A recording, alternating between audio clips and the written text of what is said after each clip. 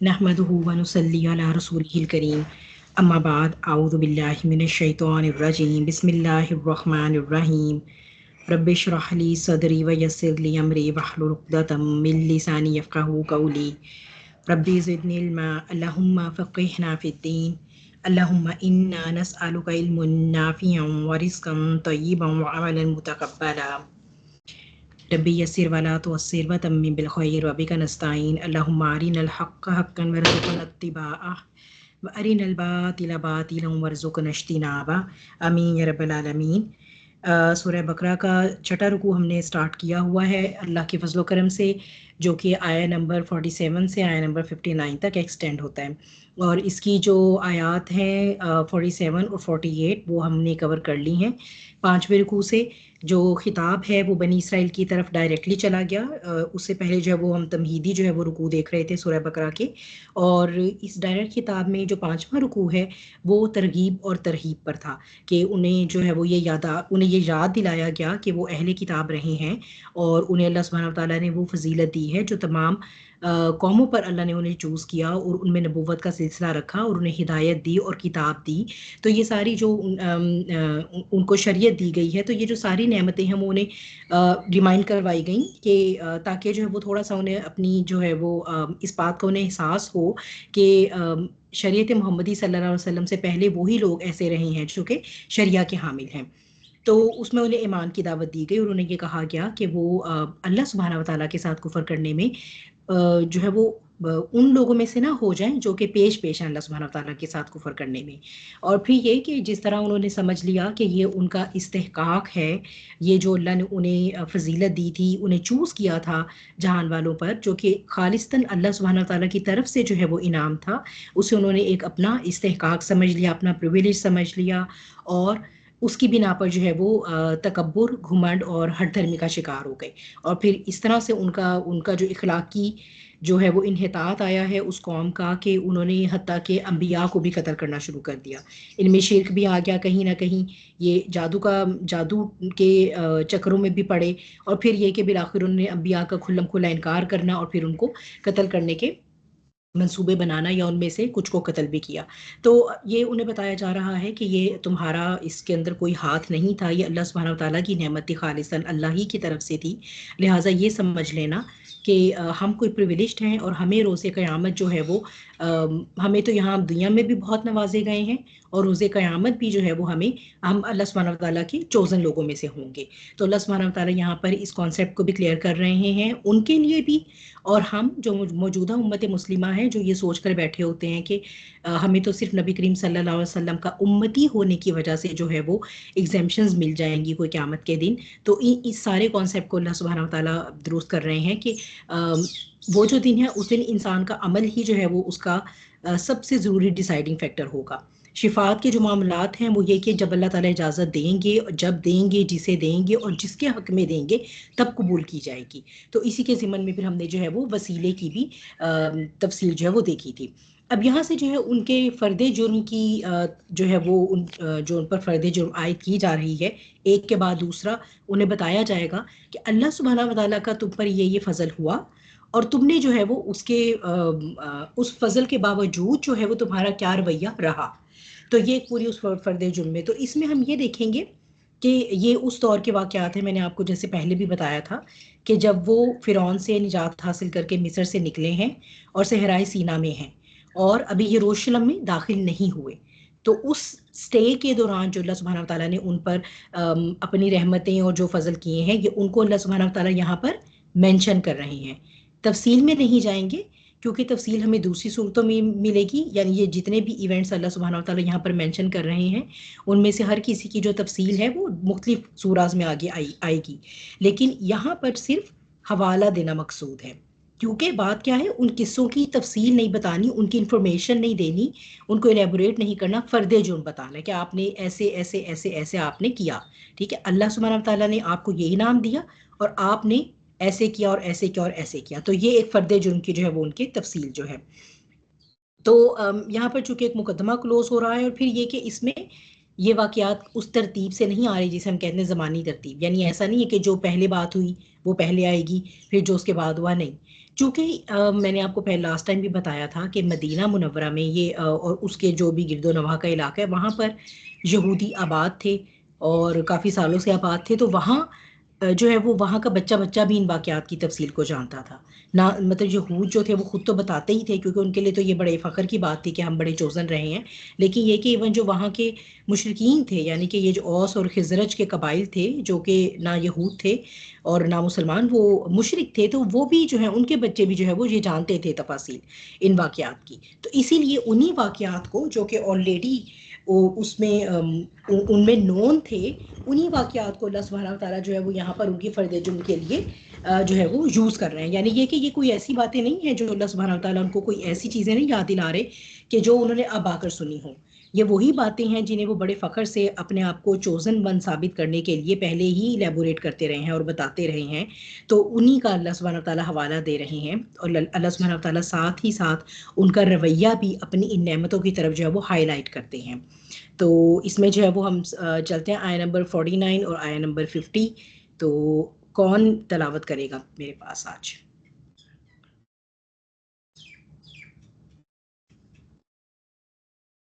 जी बेनिश।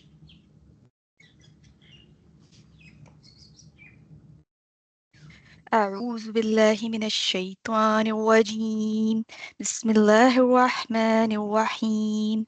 وإذ نجيناكم من آل فرعون يسومونكم سوء العذاب يذبحون أبناءكم ويستحيون نساءكم وفي ذلكم بلاء من ربكم عظيم.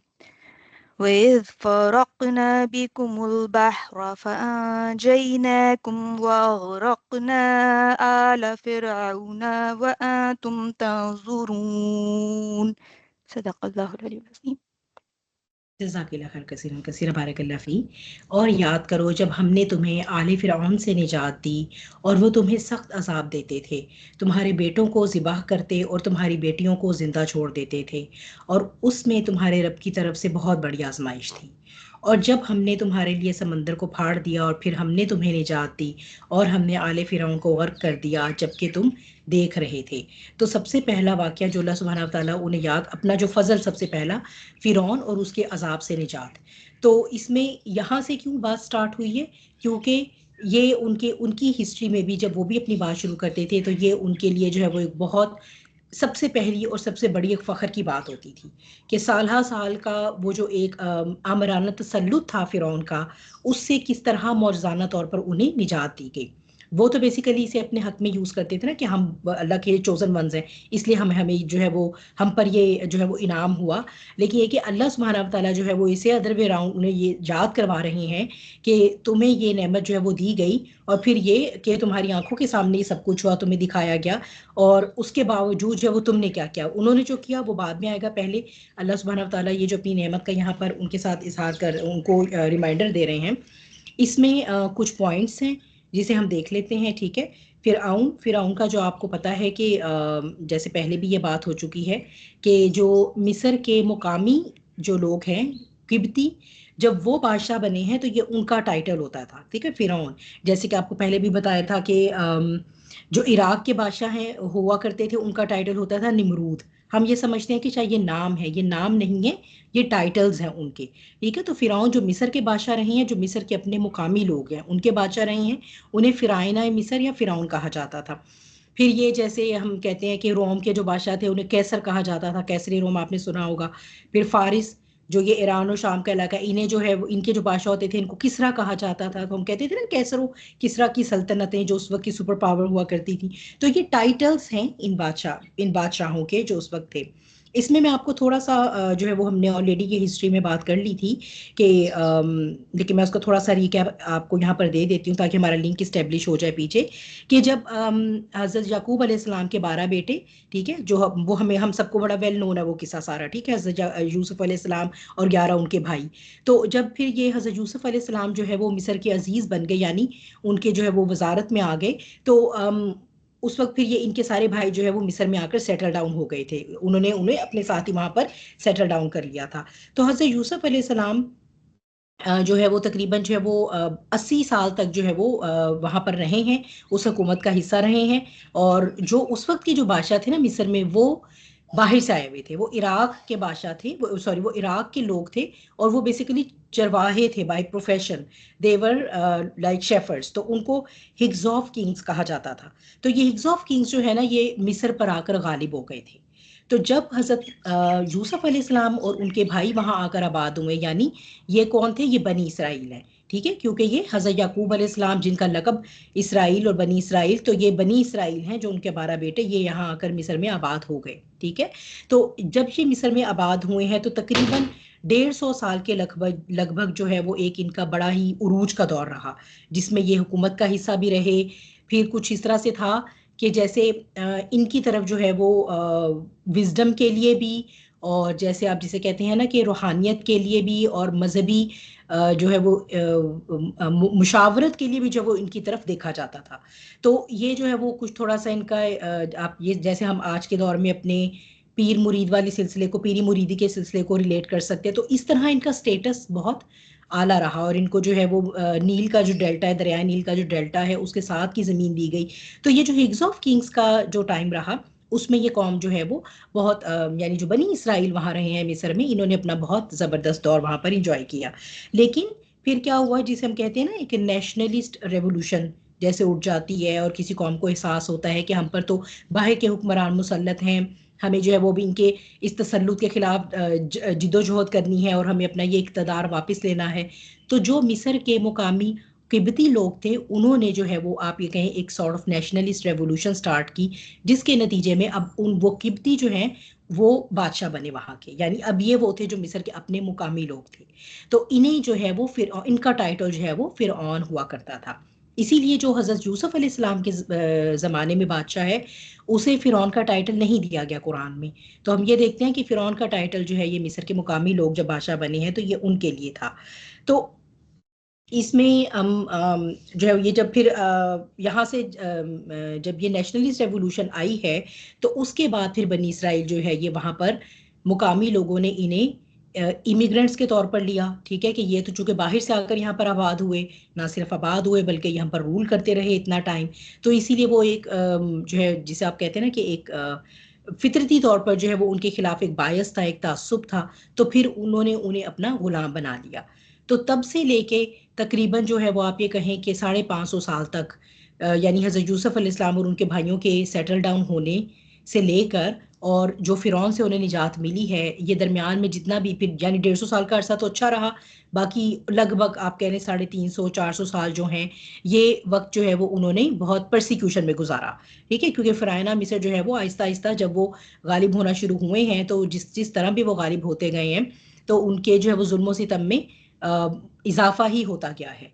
हत्ता कि जब हज़रत मूसा अलैहिस्सलाम को नबूवत दी गई है, तो उस वक्त के जो फिरायना मिस्र थे, वो खुदाई का दावा भी किया करते थे। तो उन्होंने जो है वो इनको बहुत ज़्यादा परसिक्यूशन में रखा, ये जो बनी इसराइल थे। और फिर बनी इसराइल को जो है वो अल्लाह सुब्हानहू व तआला ने एक इतनी लॉन्ग टर्म, यानी तकरीबन 3-4 सदियों की जो परसिक्यूशन है, जो अजाब वो देते थे, जो उन पर वो जुल्म के पहाड़ तोड़ा करते थे, उससे जो है अल्लाह सुब्हानहू व तआला ने उन्हें निजात दी, ठीक है। तो ये इनकी वो थोड़ा सा हिस्ट्री का जो है वो एक रीकैप था, just to maintain that link. तो आल आल जो है आमतौर पर ये हम इसे कहते हैं या समझते हैं कि सिर्फ जो एक अपनी औलाद है, या जो एक अपनी नस्ल का सिलसिला चल रहा है, हम उसे आल समझते हैं। जैसे आमतौर पर जब हम आले मोहम्मद सल्लल्लाहु अलैहि वसल्लम की बात करते हैं, या आले इब्राहीम अलैहिस्सलाम की बात करते हैं, तो हम ये समझते हैं कि ये सिर्फ उनकी प्रोजनी है। लेकिन ये कि आल जो है ये हमज़ा वाव लाम से ये जो मादा आता है, इसका जो लिटरल मीनिंग है वो है लौटाना, ठीक है, लौटाना। या यानी कि इससे ही लफ्ज़ जो है वो तावील भी बना है, किसी बात को उसके असल की तरफ लौटाना, ठीक है, यानी उसके असल के साथ उसको रिलेट करना।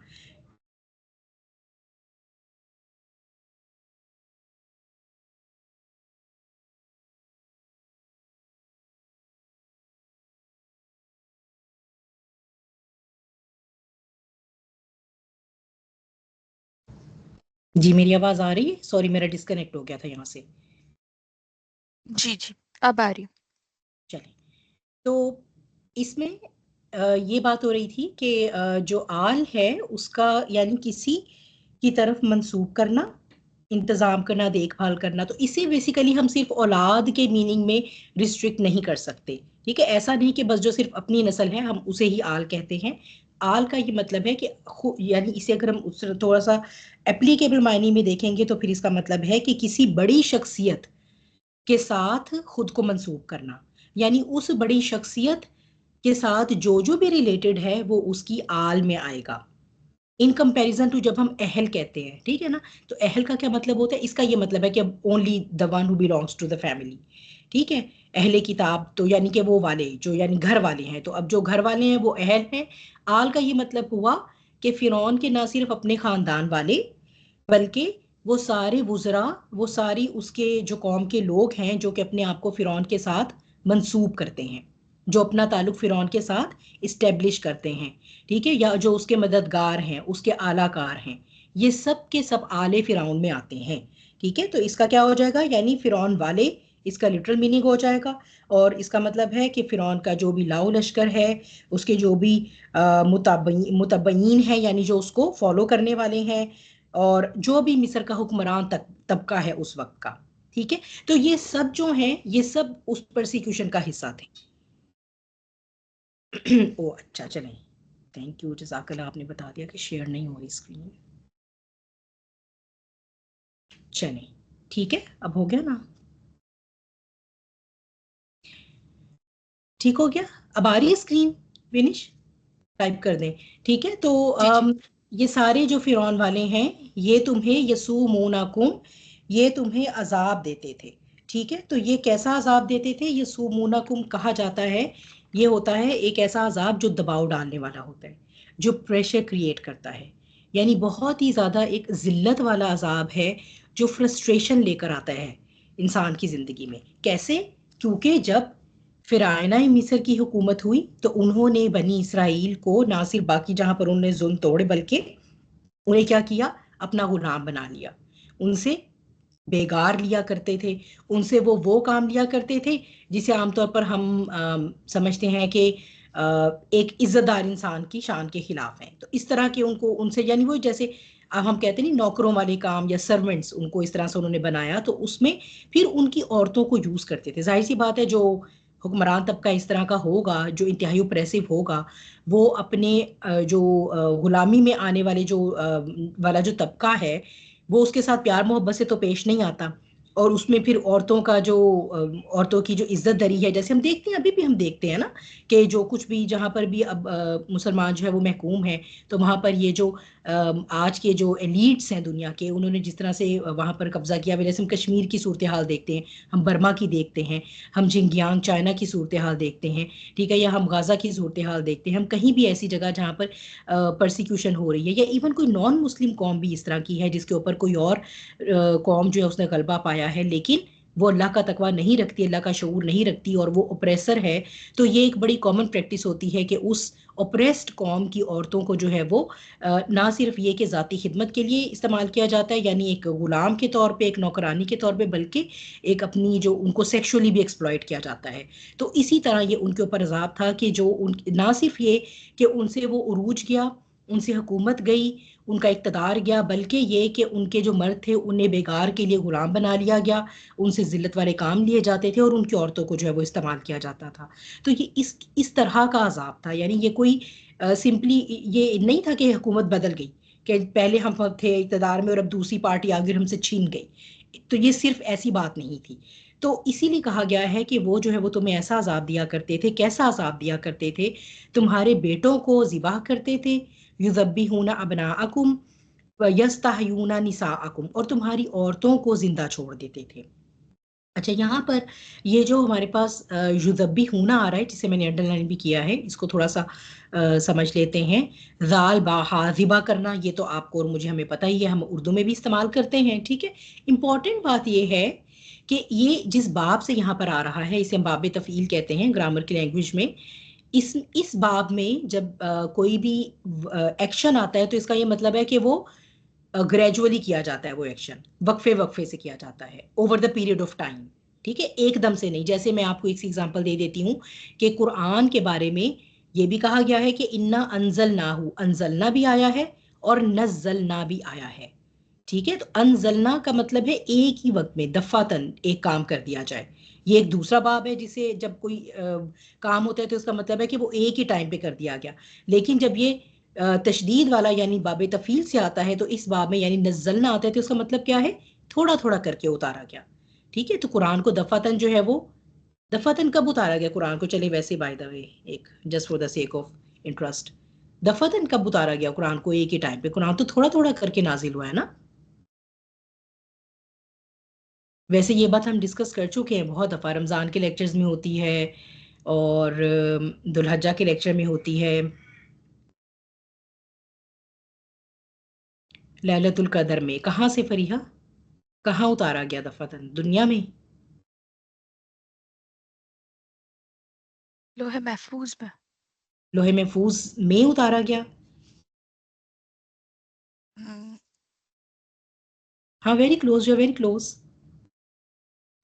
नहीं, लोहे महफूज से उतारा गया ना। कहाँ? आ, मेरा ख्याल है आसमाने दुनिया पर, if I am not wrong. हाँ बस फरीहा, अभी तक भी ख्याल ही है, मैं बेचारी देखो दसियों दफा तो पिछले साल भी ये बात पढ़ाई होगी। हाँ बिल्कुल ठीक है, ये हम लोहे महफूज से आसमानी दुनिया पर, जजाकिल्ला खैर। और वहां से फिर जो है वो उसकी तंजील हुई है, थोड़ा थोड़ा करके उतारा गया। फिर वो नबी करीम सल्लल्लाहु अलैहि वसल्लम के कल्ब पर जो उसका जो नाजिल होना है वो फिर तंजील था। तो जो जब्बी होना यानी वक्फे वक्फे से जिबाह करते रहे हैं। ऐसा नहीं जैसे हम पढ़ते हैं तो हमारे जहन में आमतौर पे इमेज ये आता है कि बस इधर ख्वाब देखा नहीं फिरौन ने उस वक्त के, और बस उसने कहा कि अब ये सारे जो भी बच्चे पैदा हो रहे हैं इनको कत्ल करते रहो। ठीक है, तो वो एक ऐसा प्रोसेस नहीं था, क्योंकि जाहिर सी बात है उन्हें अपने लिए गुलाम भी चाहिए थे। अगर वो सबके सब जो भी लड़के बच्चे पैदा हो रहे हैं, जो मेल चाइल्ड पैदा हो रहे हैं, उन्हें ऑल टुगेदर कत्ल करते रहते, तो फिर क्या होता, उनके पास उनकी गुलामी करने को भी तो कोई होना चाहिए था ना। उन्हें उन्हें जो है वो एक अददी फौज भी तो चाहिए थी ना। ये जो बड़े बड़े हरामे मिस्र बनाए हैं और जो इतनी वो जो है वो सिविलाइजेशन बनी है, तो वो एक मुफ्त की जो बेगार लेनी थी उसके लिए भी तो उन्हें इंसान चाहिए थे ना। तो ये एक ऐसा प्रोसेस होता था कि जैसे ही मतलब कुछ टाइम के लिए कत्ल किया गया, फिर कुछ टाइम के लिए ब्रेक दे दिया गया कि चलो ठीक है, अब जो है वो थोड़ा सा ज्यादा ही मतलब इनकी जो है वो नस्ल कुशी हो गई, तो अब हम इन्हें थोड़ा सा कुछ बच्चों को बाकी रहने दिया जाए। यानी मेल चाइल्ड की बात हो रही है ना, फीमेल को तो वो वैसे ही नहीं मारते थे। तो इस तरह मतलब ये वक्फे वक्फे से था अमल। इसकी हमें दो कुरान से ही जो है वो इसकी हमें वो मिलती हैं। वो कैसे कि जब हज़रत मूसा अलैहिस्सलाम की वालदा को अल्लाह सुब्हानहू व तआला ने वही की, तो वो उस वक्त हज़रत मूसा अलैहिस्सलाम की पैदाइश हो चुकी थी और वो अपनी वालिदा के साथ ही थे, और मतलब वो उन्हें ब्रेस्ट फीड करवा रही थी। तो उसमें उन्हें यही कहा गया कि जैसे मतलब जब तक तो आपको लगता है कि खतरा नहीं है तो आप इनको अपने साथ ही रखें और इनको ब्रेस्ट फीड करवाते रहें। लेकिन जैसे ही वो होता है ना कि कोई रेड का खतरा और वो खबर फैल जाती है कि भाई वो आ रही है फिरौन की आर्मी, तो अपने अपने बच्चों को छुपा लो या जिस तरह भी, तो जब ऐसी कोई सूरत हाल हो तो आप इन्हें वो जो भी बास्केट है उसमें डाल के, जैसे अल्लाह ताला ने उनको वो सारी वही की, वो सारा अल्लाह ताला की तरफ से उन्हें सिखाया गया कि दरिया में बहा दीजिएगा। ठीक है, और फिर आप गम ना करें, क्योंकि फिर अल्लाह ताला दोबारा जो है वो आपको उनके साथ आपका कनेक्शन करवा देंगे। जब भी तो हज़रत मूसा अलैहिस्सलाम जब फिरौन के महल में गए हैं तो किसी का दूध एक्सेप्ट नहीं कर रहे थे, क्योंकि वो ऑलरेडी अपनी वालिदा की ब्रेस्ट फीडिंग पर थे। तो उन्होंने अपनी ही वालिदा का जो है वो दूध एक्सेप्ट किया था, और फिर इसी तरह उनकी वालिदा को अल्लाह ताला ने ठंडक दी उनके दिलो आंखों को, कि फिर वो उनकी जो है वो उनको ब्रेस्ट फीड करवाने के लिए जाया करती थी, और इसी तरह वो अपने बच्चे को देख भी लेती थी और उनकी वेलबींग की भी उनको कंफर्मेशन हो गई। तो एक तो इसका ये मतलब है कि एक वक्फे वक्फे से ये बात होती थी। दूसरा, एक और मुकाम जब हज़रत मूसा अलैहिस्सलाम वापस आए हैं, जब मदियन गए, मदियन जाकर जब जो है वो वापस आ रहे थे और रास्ते में उन्हें नबूवत मिली है और कहा गया कि अब जाकर फ़िरौन के साथ आपने फ़िरौन को तबलीग करनी है और दीन की दावत देनी है। तो जब आप वापस आए हैं और जब भी आप ये बातें कर रहे हैं, तो फ़िरौन जो था उस वक्त का, चूँकि उसका एक सॉफ्ट कॉर्नर भी था ना हज़रत मूसा अलैहिस्सलाम की तरफ, तो उसने आपके आते साथ ही या आपकी दावत देते साथ ही आपके कत्ल का हुक्म नहीं दे दिया था। तो अब लोग जो है वो हज़रत मूसा अलैहिस्सलाम की दावत से जाहिर सी बात है वो कबूल कर रहे थे, उनके दिल पर असर कर रही थी। तो जो दरबारी थे जब वो ये देख रहे थे, तो उन्हें ये हुआ कि अगर ज़्यादा फॉलोअर्स हो गए हज़रत मूसा अलैहिस्सलाम के, तो इस तरह तो फिरौन तुम्हारी ताकत ख़त्म हो जाएगी, ये ना हो कि तुम्हारा जो है वो पांसा ही पलट जाए, तो तुम जो हो वो ज़रा इनको थोड़ा सा आड़े हाथों से लो। तो तब फिर उन्होंने कहा कि ऐसी इतना कोई डरने की बात नहीं है, ये जो बनी इसराइल है ये हमारे कब्जे में ही है, तो चलो फिर से इनके जो जो मेल चाइल्ड है उनको जो है वो युकत्ती लूना, उस वहां पर भी युकत्ती लूना का सीगा इस्तेमाल हो रहा है, ठीक है, कि उनको अब कत्ल करना शुरू करो। तो ये एक ऐसा प्रोसेस था जो वक्फे वक्फे से हुआ, ऑन गोइंग था। कुछ टाइम वो कत्ल करते थे बच्चों को, फिर कुछ टाइम जब उन्हें होता था कि ठीक है अब जरा हालात स्टेबल है, फिर उनको कुछ मतलब कुछ मेल चाइल्ड को जो है वो लेट देम बी, और फिर उसके बाद जो है वो जब लगता था कि अब ये ज़रा ज़्यादा इनकी हो गई है तादाद, और हमें लग रहा है कि अब ये थोड़ा सा हमारे कंट्रोल से बाहर जा सकते हैं, तो दोबारा से उन्हें कत्ल करने का सिलसिला शुरू कर दिया जाता था। तो ये एक ग्रेजुअल प्रोसेस था, ठीक है, रादर देन वो कॉन्सेप्ट जो हमारे जहन में आता है कि जो है वो एकदम से ऐसा हुआ। फिर ये कि वो निसा आकुम, तुम्हारी जो है वो बच्चियों को नहीं कहा, तुम्हारी औरतों को कहा है। हालांकि जब बेटों की बात हुई है कि तुम्हारे यानी जो मेल चाइल्ड है, तो अब ना आकुम का वर्ड इस्तेमाल होता है, और यहाँ पर निसा आकुम का यानी तुम्हारी औरतों को। और ये एक इसके अंदर बेसिकली उन्हें ये बताया जा रहा है कि ये जब औरत का लफ्ज़ किसी कौम की औरत के लिए उसको ये कहा जाए कि तुम्हारी औरत जो है वो महकूम है और वो हाकिम तबके के इस्तेमाल में है, सेक्सुअली भी और फिजिकली भी, तो इससे जो है वो एक इंतहाई जिसे कहते हैं ना कि एक जिसे गैरत को हिट किया जाता है। यानी ये जो अजाब वो तुम्हें दिया करते थे वो इस कदर जिल्लत वाला अजाब था कि एक तरफ तो तुम्हारे बेटों को जो कत्ल करते थे, ठीक है, दूसरी तरफ ये कि वो तुम्हारी औरतों को किस तरह से यूटिलाइज करते थे। और तुम ये अब सोचो कि तुम्हारे लिए ये किस कदर ज्यादा इमोशनल ट्रायल थी, किस कदर ज्यादा साइकोलॉजिकल ट्रायल थी। यानी फिजिकल तो थी ही, कत्ल भी हो रहे हैं, गुलामी भी कर रहे हैं, बेगार भी है, फिर गुलामी में भी अगर किसी ने जो है वो उनकी मर्जी से उनका उनके हुक्म से जरा से 1 इंच इधर के उधर हो गए तो उसी वक्त कत्ल कर दिए जाते थे। खाने को नहीं दिया जाता था, सिर्फ इतना कि जिंदगी सस्टेन रहे, और बाकी जब वो सारा सारा दिन गुलामी करते थे। ये तो थी ही, फिजिकल तो थी ही, ऑन टॉप ऑफ दैट कि किस कदर ज्यादा तुम लोगों की गैरत को हिट किया जाता था। तो ये सब अल्लाह ताला उस इंटेंसिटी को, उस अजाब की इंटेंसिटी को जो है वो रिमाइंड करवा रहे हैं कि मैंने तुम्हें जिस अजाब से निजात दी थी ना फिरौन के, वो बहुत बड़ी बात थी, वो बहुत ज्यादा तुम लोगों की जिंदगियों पे टोल लेने वाला था। वफी दालिकुम बलाउम, और इसमें तुम्हारे रब की तरफ से बहुत बड़ी आजमाइश थी, अजीम, ठीक है, बहुत बड़ी आजमाइश थी। क्या आजमाइश थी यहाँ पर, क्या कर रहा था फिरौन, ये जो हम क्या वर्ड यूज करते हैं उसके लिए, कोई बताएगा? बेटों को जिबा कर देना, आजकल गाजा में भी हो रहा है, क्या वर्ड हम उसके लिए यूज करते हैं? नस्ल नस्ल कशी कर रहा कशी। था। बिल्कुल, हाँ जी, नस्ल बिल्कुल, कशी। नस्ल कुशी, जीनोसाइड जिसको हम कहते हैं, ठीक है। ये मैंने इसलिए यहाँ पर ना एम्प्टी रखा था कि आप मुझे बताएंगे तो फिर ये स्लॉट फिल होगी, ठीक है। तो ये नस्ल कुशी जो है उसने की है, और जीनोसाइड, तो इसमें क्यों, क्योंकि जीनोसाइड हम क्यों कहते हैं, नस्ल कुशी क्यों कहते हैं, आखिर उनकी औरतें तो बरकरार है ना, नस्ल तो है फिर भी किसी ना किसी शक्ल में, तो फिर हम इसे नस्ल कुशी क्यों कहते हैं? असल में ख़वातीन तो हैं, लेकिन जो जो जो हमारा जो नसब चलता है वो जेंट्स से चलता है ना। बिल्कुल, माशाल्लाह, बारकल्लाह फी, कि जो हमारे जेनेटिक्स आ रहे होते हैं ना, नस्ल होती है वो रेफर होती है बाप की तरफ। तो औरत के जेनेटिक्स लेने हैं ना, जिसने देने हैं वो मर्द होता है, तो जिस मर्द के जेनेटिक आएंगे उसकी नस्ल चलेगी। तो अगर बनी इसराइल के मर्दों को खत्म किया जा रहा है और उनकी औरतों को जो है वो सेक्सुअल स्लेव बनाया जा रहा है, तो इसका मतलब है कि वो किब्तियों की नस्ल को जन्म दे रही हैं। भले औरतें वो बनी इसराइल की हैं, लेकिन अब जब जो सारा प्रोसेस हो रहा है उसके नतीजे में आगे जो उनकी औलादें जन्म लेंगी, जो नस्लें उनकी कोख से आएंगी, वो किब्तियों की, फराइना मिस्र की, वो जो मिस्र की कौम है लोकल, उसकी नस्ल चलेगी ना, बनी इसराइल की थोड़ी चलेगी। तो ये जीनोसाइड थी, ये कोई कोई छोटी बात नहीं थी। और यही हम देखते हैं ना कि इसी तरह जैसे गाजा में भी आज ये लोग टारगेट करते हैं बच्चों को, बच्चों को ही क्यों टारगेट किया जाता है कि इनके मेल्स खत्म करो, ठीक है। और अब तो खैर वो फीमेल्स को भी नहीं, वो तो कहते हैं वो भी खत्म करो, पूरी नस्ल वैसे ही खत्म कर दो, कोई भी ना रहे। तो ये जो है ये जीनोसाइड यानी इतनी बड़ी आजमाइश थी ये उनके ऊपर। और ये क्यों हुआ, क्योंकि इसमें जो है ना वो फिरौन ने जो है ना वो एक ख्वाब देखा जिससे वो डर गया। ठीक है, उसने ख्वाब क्या देखा कि बैतुल मुकद्दस से एक आग निकलकर मिस्र में पहुंची और किब्तियों के घरों में तो दाखिल हो गई, लेकिन बनी इसराइल के घरों में दाखिल ना हुई। तो जब फिर उसने इस ख्वाब की ताबीर, जो भी उसके वो सल्तनत में थे इस तरह के जो हकीमाना लोग थे या विजडम रखने वाले थे, उन्हें बुलाया और उनसे जब ख्वाब की ताबीर करवाई तो ये पता चला कि चूंकि वो आग सिर्फ किब्तियों के घरों में दाखिल हुई और बनी इसराइल के, तो इसका मतलब है कि इस यानी जो मकामी मिस्री नस्ल है ना, इसका जवाल जो है वो बनी इसराइल के एक शख्स के हाथों होगा। ठीक है, तो जो है वो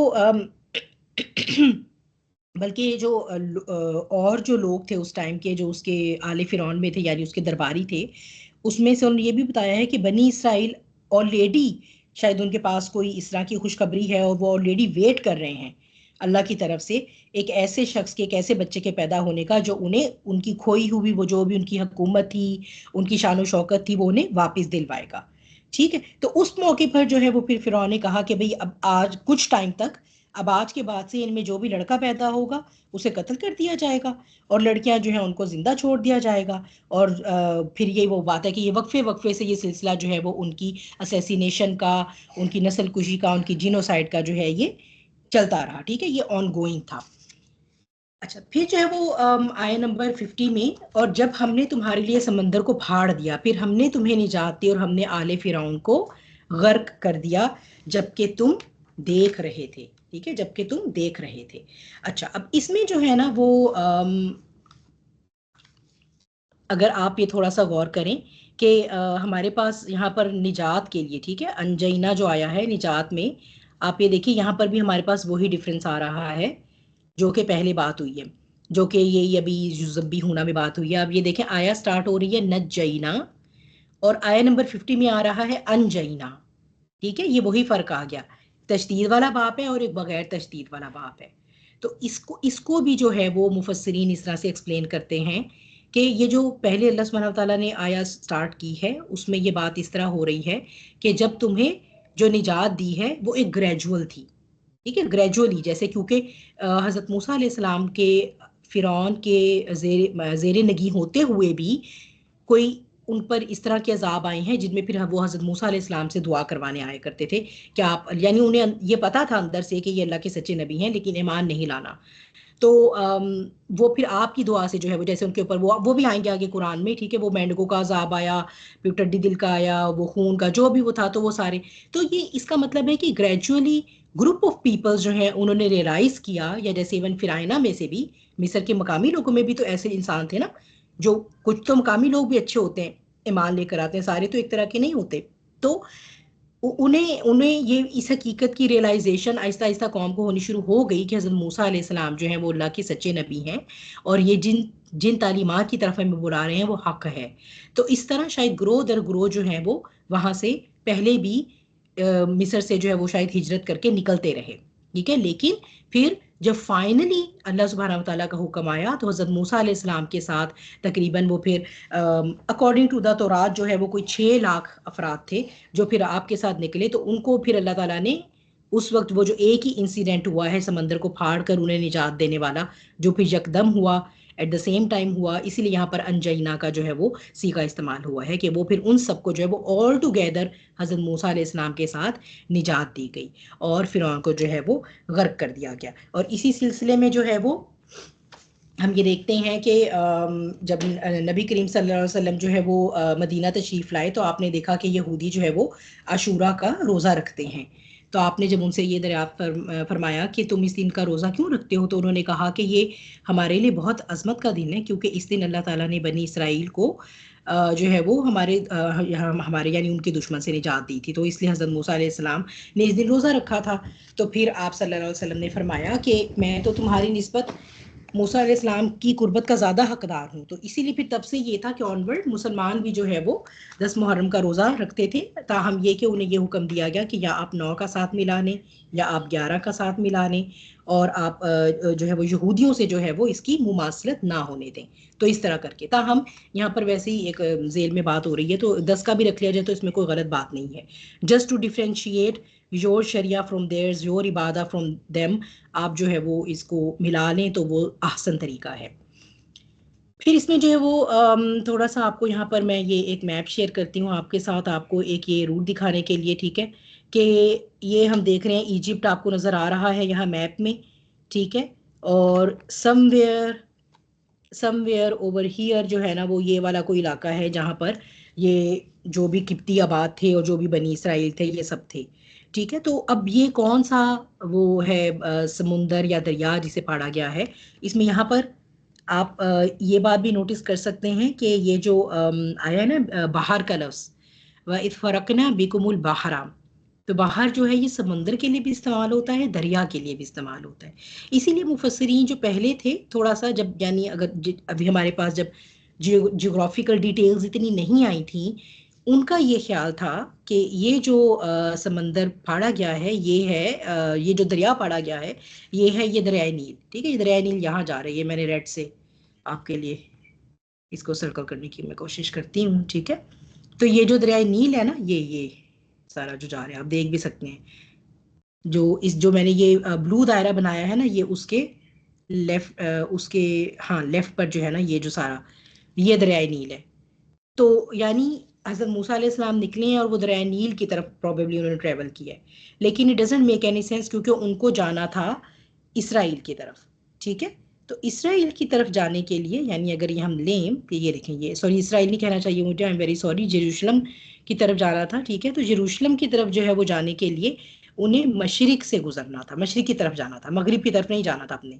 तो दरियाए नील से तो नहीं गुजरे, ताहम अगर हम इसके मशरिक में देखते हैं ये जो एरिया मिस्र का मैंने आपके सामने यहाँ पर किया है ब्लू में हाईलाइट, ये हम आप देख रहे हैं कि गल्फ ऑफ सुइज, नहर सुइज है, ठीक है। नहर सुइज ऊपर जाकर पोर्ट सईद से मिलती है, ठीक है, ये पोर्ट सईद आपको नजर आ रहा होगा यहाँ पर, पोर्ट सईद से मिलती है, ये है पोर्ट सईद, ठीक है। नहर सुइज को पोर्ट सईद से जो एरिया मिला रहा है ये आप देख रहे हैं यहाँ पे ग्रेट बिटर लेक, ये स्विस कैनाल खलीजे स्विस है, ठीक है, स्विस की खलीज, यहाँ पर ये ग्रेट बिटर लेक का जो एरिया है ये कुछ यानी ये समंदर है ना जो स्विस का समंदर है, गल्फ ऑफ स्विस आ रही है, या इसका ये जो बिल्कुल ऊपर वाला हिस्सा है ना ये यहाँ से फिर यहाँ से कुछ नहरें बन गई असल में, ठीक है, जिनको ग्रेट बिटर लेक, ये डिफरेंट नहरें एक नहीं है, ठीक है। तो ये झीलें जो बन गई हैं ना, कहा जाता है कि यहाँ से जो है वो हजरत मूसा अलैहिस्सलाम यहाँ आकर रुके हैं और यहाँ से जो है वो फिर उन्होंने उनके लिए समुद्र को फाड़ा गया। समुद्र क्यों कहा गया?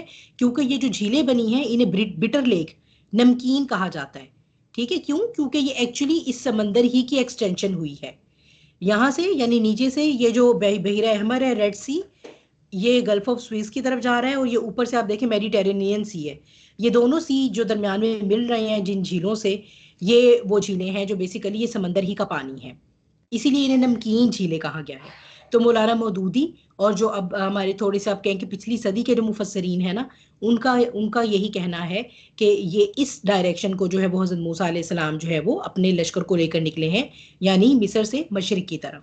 तो रास्ते में फिर उनके पास ये जो भी मुकाम आया है इन नमकीन झीलों का, इसमें से कोई एक झील है जो उनके लिए अल्लाह सुब्हानहू तआला ने फाड़ी। और बाहर क्यों कहा गया? क्योंकि ये जैसे आमतौर पे झील का पानी होता है, कुदरती पानी ज़मीन के अंदर से आता है, ये वो नहीं है या आबशारों से इकट्ठा होता है, ये समुंदर से बनी झीलें हैं, तो लिहाजा ये नमकीन पानी की झीलें हैं। और यहाँ पर आप देख रहे हैं कि ये हमारे पास सिनाई पेनिनसुला यानी ये सहराए सीना है, ठीक है। तो सहराए सीना में आकर फिर जो फाइनली वो यहाँ पर आकर फिर सेटल किए गए हैं, ठीक है। तो ये सहराए सीना है। तो ये जो है वो थोड़ा सा एक ज्योग्राफी के तौर पे है, लेकिन ये कि इससे पहले कि वो यरूशलेम जाकर सेटल डाउन होते, वो यहाँ पर सहराए सीना में जो है 40 साल तक वो रहे हैं, ठीक है। क्यों रहे थे? क्योंकि उन्होंने अल्लाह सुब्हानहू तआला का जो जहाद का हुक्म था ना उसको मानने से इनकार कर दिया था।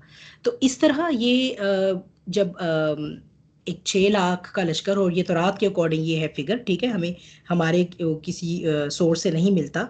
तो ये जब जाकर वहाँ पर जब पीछे से जाहिर सी बात है फिरौन का लश्कर आया है और आगे ये जाकर स्टक हो गए हैं क्योंकि अब ये सारा पानी का इलाका है, तो अब इसको कैसे अबूर किया जाए।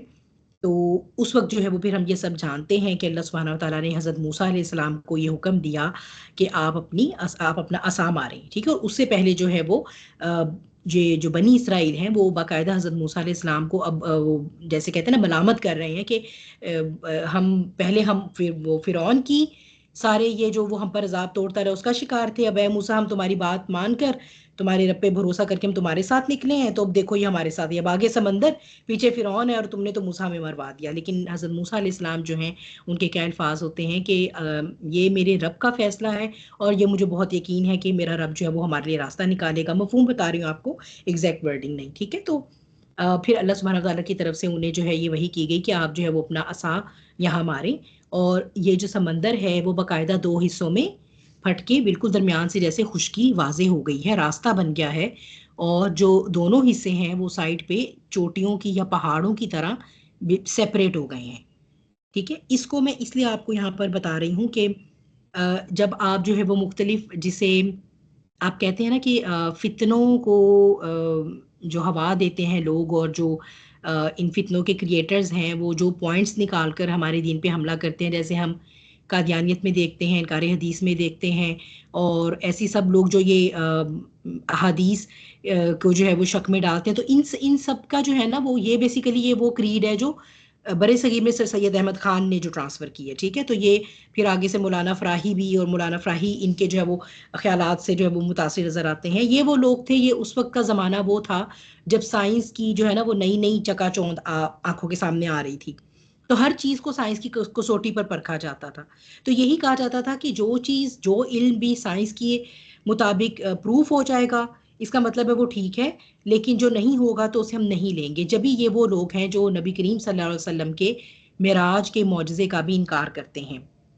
तो इन्होंने ही अब ये चूंकि कुरान के अल्फाज आ गए, तो अब इसमें ये बड़ा तजब्जुब हो गया कि अब क्या करें, इनकार तो नहीं कर सकते कि समंदर फटा था।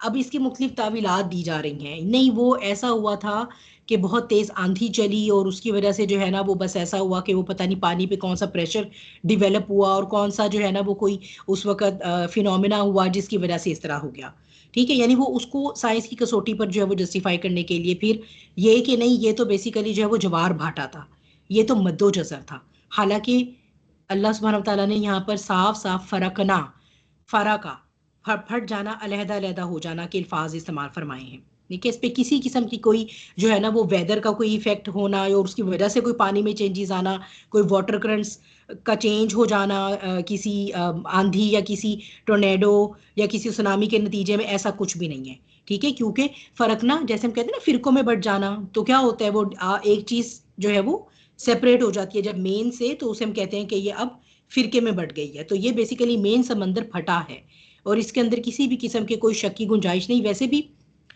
अल्हम्दुलिल्लाह हमें अल्लाह सुब्हानहू तआला के जो है वो कादिरुल मुतलिक होने पर कोई शक नहीं है। लेकिन बेसिकली ये बात नहीं है कि ये लोग जो है वो ये समझते हैं कि माफौकुल फितरत, या जिसे आप पैरा नेचुरल एक्टिविटीज़ कहते हो, वो हो नहीं सकती। ये बेसिकली अंडरमाइन करना चाहते हैं अल्लाह सुब्हानहू तआला की कुदरत को और अंबिया की अहमियत को। और ये वही बात आ जाती है ना कि जब आप दज्जाली सोच की तरफ जाते हैं, जैसे दज्जाल क्या करेगा, एक तरफ साइंस की पीक और दूसरी तरफ जादू लाकर साबित करेगा कि ये जो मौजज़े होते रहे हैं ना, ये तो एक्चुअली बेसिकली ये तो इंसान की अपनी वो है कि उसने साइंस में इतनी तरक्की कर ली और ये उसकी अपनी पावर्स हैं। तो इसका किसी भी किस्म की सुपर नेचुरल पावर, किसी भी किस्म के रब के साथ कोई ताल्लुक नहीं है।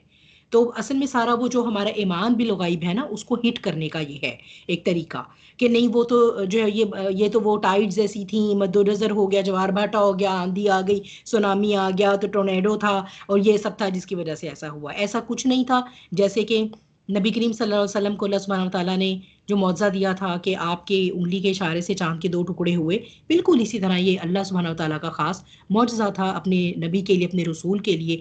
और आपके असा के मारते ही वो दोनों पोर्शंस सेपरेट हो गए, पहाड़ की तरह साइडों पे हो गए, और हज़रत मूसा अलैहिस्सलाम अपनी कौम के साथ उसमें से उन्होंने क्रॉस करना शुरू किया। और जो फ़िरौन पीछे आ रहा था, उसने जब ये देखा कि रास्ता बना हुआ है, तो उसे भी यही लगा कि मैं इसी रास्ते से गुजर के जो है वो मूसा को आ लूँगा, उनकी जो है वो कौम को पकड़ लूँगा। और फिर ये कि जब हज़रत मूसा अलैहिस्सलाम अपनी कौम के साथ निकल गए, क्रॉस कर चुके, दूसरी तरफ चले गए, तो अल्लाह सुब्हानहू तआला ने हुक्म दिया और फिर वो दोबारा पानी के जो दोनों पहाड़ थे वो आपस में मिल गए, और इसी तरह ये फ़िरौन जो है वो गर्क हुआ।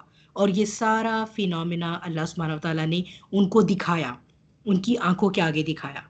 और इसका क्या मतलब होता है मौजज़े का? ये मतलब होता है कि इंसान की अपनी दुनिया में उसूल, चाहे फिजिक्स के लॉ किताबें हों, अल्लाह के हुक्म से जो है ना वो फिजिक्स भी जो है वो उसको मात दी जाएगी। यानी जब अल्लाह ताला का हुक्म आएगा ना, जिसे आमतौर पर अब हम कहते हैं माबादु तबियात, फिजिक्स को क्या कहा जाता है, तबियात, हम उर्दू में पढ़ा करते थे, ठीक है। तो माबादु तबियात यानी जिसे अब हम क्या कहते हैं, जो है ये क्या कहते हैं इसे, माबादु तबियात जो ये होती है, कौन सी, मेटाफिजिक्स, ठीक है। तो माबादु तबियात पे भी साइंस अब बात करती है, लेकिन चूंकि साइंस को कोई क्लू नहीं मिलता, कोई सॉलिड क्लू, क्योंकि वो खुद ही सॉलिड क्लू के ऊपर बेस कर रही है ना, वो तो ये कहती है मुझे सॉलिड क्लू मिलेगा तो मैं मानूंगी, तो फिर वो उसके कदम वहीं रुक जाते हैं। अल्लाह सुब्हानहू व तआला ये कह रहे हैं कि ये जितने भी फिनोमेनास काम कर रहे हैं, ये जो ज़मीन की ग्रेविटी की पावर है, ये इसकी वजह से तुम चल सकते हो, लेकिन अल्लाह की कुदरत में हर शय है। ज़मीन पे ग्रेविटी ना भी हो और वो किसी इंसान के कदम जमा दे, अल्लाह से ये जो मेटाफिजिक्स की जो है ना वो एग्जीबिशन, उसकी कुदरत से कुछ भी بعید नहीं है।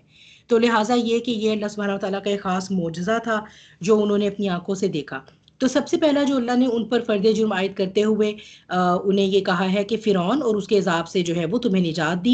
इस अज़ाब की हमने देखा है कि क्या सख्ती थी, जीनोसाइड हो रही थी उनकी, और कितना उनको जो है वो टॉर्चर और उनको ह्यूमिलिएट किया जा रहा था।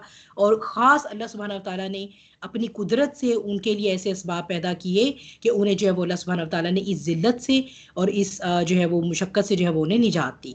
फिर अब आगे जो है वो उन्हें शिर्क के बाद माफ़ी और उन्हें जो उम्मत का दर्जा मिला है, आया नंबर 51 टू 53, इसकी कौन तिलावत करेगा मेरे लिए? आ जाएं, कोई बिनिश के अलावा भी आ जाएं प्लीज़।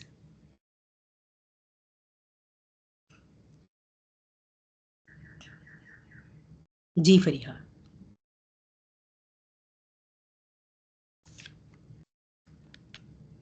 أعوذ بالله من الشيطان الرجيم بسم الله الرحمن الرحيم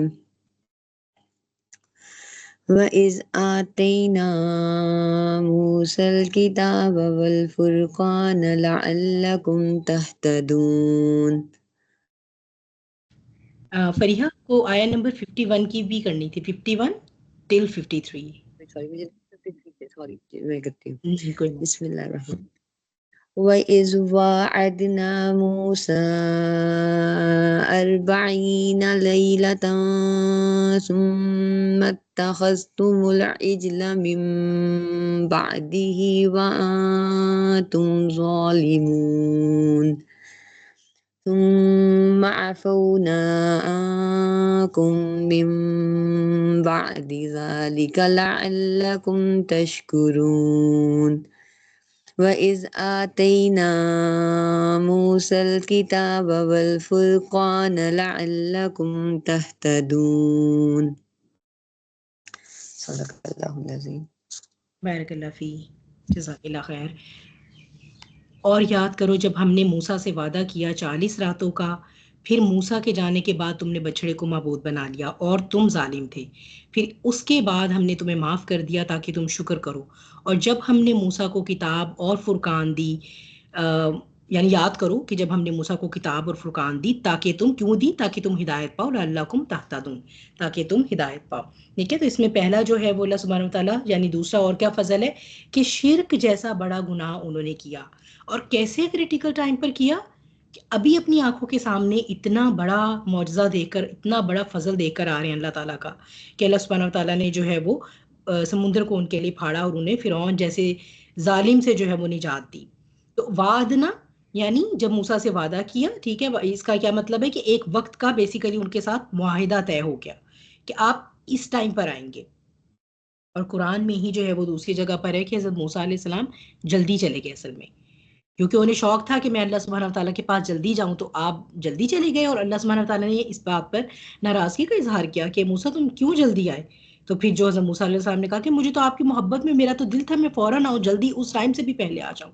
लेकिन ये कि यहाँ से ये बात भी साबित होती है कि अंबिया की ट्रेनिंग बहुत स्ट्रिक्ट होती है। वो अल्लाह सुब्हानहू व तआला की के जो डिटरमिन्ड अहकामात हैं और जो टाइमलाइंस हैं ना, उनसे आगे पीछे नहीं हो सकते। अगर वो उस चाहे कि वो उनके अपने कितने ही ऐसे जज्बात हैं, लेकिन ये कि वो टोटली उनकी जो सबमिशन है वो अल्लाह ताला के हर हुक्म के साथ होगी, तो वो उससे थोड़ा सा भी इधर से उधर होगा तो कॉन्सिक्वेंसेस होते हैं। तो अल्लाह ताला नाराजगी का इजहार किया और कहा कि ये जो आ गए जल्दी आ गए मूसा, वो पीछे जो वो तुम्हारी कौम तो बछड़े को माबूद बना के, यानी वो कॉन्सिक्वेंस आ गया कि जब आपको कहा था आप एक सर्टेन टाइम तक रहें वहां, जाहिर सी बात है आपका अपनी कौम में रहने का क्या मकसद था कि आप कौम की तरबियत करेंगे। मीनवाइल जब तक कि अल्लाह ताला आपको, आप जो टाइम लाइन अल्लाह ने दिया उस तक आप वहां ठहरेंगे। अब आप जल्दी निकल आए, जिसका क्या हुआ कि वो कौम दोबारा से अपनी उसी फितरत की तरफ बाउंस बैक कर गई जो कि वो इतने सालों से उसकी वो जिस अमल को वो प्रैक्टिस कर रही थी इतने सालों से, वो ही दोबारा अपनी उसी फितरत की तरफ वो वापस वो लौट गई। ठीक है, तो ये कि हजरत मूसा अलैहिस्सलाम से जो है वो 40 रातों का जो है वो वादा किया। पहले यहाँ पर हजरत मूसा अलैहिस्सलाम का, जब हम आप कुरान शुरू करेंगे तो ये पहला मुकाम है जहाँ पर हजरत मूसा अलैहिस्सलाम का नाम आया है। अच्छा, नबी करीम सल्लल्लाहु अलैहि वसल्लम के बाद कुरान में जिन नबी का सबसे ज्यादा तस्करा है वो हजरत मूसा अलैहिस्सलाम है, और नाम लेकर जिनका सबसे ज्यादा तस्करा है वो हजरत मूसा अलैहिस्सलाम है। नबी करीम सल्लल्लाहु अलैहि वसल्लम का नाम लेकर जो है वो तस्करा नहीं है, लेकिन चूंकि कुरान सारा एक्चुअली आपके दौर, आपके इरा, आपकी सीरत के साथ ही रिलेटेड है ना, तो इसीलिए वो कुरान है ही आपका तस्करा। लेकिन वैसे जो आपके बाद फिर नाम जिनका लिया गया है सबसे ज्यादा और सबसे ज्यादा तस्करा हुआ है वो हजरत मूसा अलैहिस्सलाम है। ठीक है, तो ये हजरत मूसा बिन इमरान, ठीक है, हसन मूसा बिन इमरान, इनके जो वालिद है उनका नाम इमरान, ये उनके बेटे थे, और ये जो है वो अल्लाह की नबी और इनके साथ जो हजरत हारून अलैहिस्सलाम है वो इनके भाई, इन्हीं के वक्त पर जो है वो मबूस किए गए थे। अच्छा, ऐसा क्यों है, आप लोगों को क्यों लगता है कि हजरत मूसा अलैहिस्सलाम का तस्करा जो है वो इतना क्रिटिकल क्यों है अल्लाह तक? क्योंकि देखिए कुरान में अल्लाह सुब्हाना व तआला ने जहां पर एक जेर जबर पेश भी जो है वो किसी मकसद के बगैर नहीं है, वहां पर कैसे जो मतलब हजरत इब्राहिम अलैहिस्सलाम का भी हो सकता था ना, हजरत ईसा अलैहिस्सलाम का भी हो सकता, किसी भी और नबी का हो सकता था। वाई हजरत मूसा अलैहिस्सलाम क्यों बार बार बार बार, कभी एक वाक्य की तफसील, कभी दूसरे वाक्य की तफसील, कभी एक तरीके से कभी दूसरे तरीके से, क्यों है? जैसे हमने कहा था ना किस्सा आदम और इब्लीस भी 7 मुकामात पर है कुरान में। ऑफ कोर्स इसका मतलब है कि वो बहुत इंपॉर्टेंट बात है हमारे लिए जानना, उसको हर पहलू से सीखना। तो इसका मतलब क्या है कि हजरत मूसा अलैहिस्सलाम का जो उसवा है या जो उनकी कौम है या जो भी उनका जिक्र है उसमें हमारे लिए बहुत सारे लेसन्स हैं, या हमें कुछ बहुत ज्यादा सीखना है। क्या है वो सीख, आप लोगों को क्या लगता है, कोई बताएगा? मेरे ख्याल से एक तो जो सबसे बड़ी बात ये है कि एक तो बिल्कुल लास्ट चांस जो है उन लोगों को दिया गया था, यहूद यहूद जो यहूद थे उनके लिए लास्ट चांस था। और दूसरी बात ये कि बहुत ही जो है सेंसिटिव जो पॉइंट्स थे वो, और जो कहना चाहिए कि बातें या इंसिडेंट जो है वो इन हज़रत मूसा अलैहिस्सलाम के दौर में हुई। तो मेरा मेरा अपना मेरी अपनी जाती राय ये है कि ये बिल्कुल एक लास्ट चांस था कि अब बस संभल जाओ, वरना जो है फिर उसके बाद जो है जो है दूसरी जो है उसमें मुंतकिल कर दी जाएगी। तो ये तो उनके लिए था ना, इसमें हमारे लिए क्या है? क्योंकि हमारे लिए तस्करा हो रहा है ना कुरान में, तो अब मौजूदा उम्मत मुस्लिमा के लिए। जी अतिया। अस्सलाम वालेकुम। वालेकुम। मुझे लगता है कि शायद इसलिए कि जिस उम्मत पे वो उतारा गया और जिस उम्मत पे कुरान पाक उतारा गया उनका दुनिया में साबका बहुत ज़्यादा रहना था। हम्म। मतलब उनका इंटरेक्शन बहुत ज़्यादा रहना था, तो जो बहैसियत मतलब जो गलतियाँ उन्होंने की तो हमें उसके ऊपर बाकायदा तौर पे उसके थ्रू तंबीह की गई कि तुम वो ना करना। और लर्निंग भी उसके हिसाब से मतलब हमें दी गई कि अगर हम पे मतलब वो उस तरह से हम करते भी हैं तो हमें उसको कैसे, या अगर हमारा उनके साथ वास्ता पड़ता है तो हमें उसको टैकल कैसे करना है। यानी एक तो रोल मॉडल के तौर पे ना कि रोल सबका मॉडल उम्मत के का तौर पे। ये उनका ये तरीका वतीरा रहा, और उसकी हुँ, रोशनी में फिर हमने कैसे चलना है, एक ये बात हो गई। ठीक है, मदीहा क्या हुँ। कहना चाहती हैं इसमें? अच्छा, अगर कोई इसे अब से रिलेट भी कर सके, इसकी सिग्निफिकेंस है एक्चुअली एंड ऑफ टाइम्स के साथ, आखिर जमा के साथ। बहुत ये वैसे हम पढ़ के तो आ चुके हैं उसमें, लेकिन ऑफ कोर्स वो काफी पहले डिस्कशंस हुई थी। शायद अगर किसी को याद हो। जी मदीहा, आपका क्या इसमें है इनपुट? मदीहा, आप अगर कुछ बोल रही हैं, मुझे आवाज नहीं आ रही है। मैम अब आ रही है? अब आ रही है जी।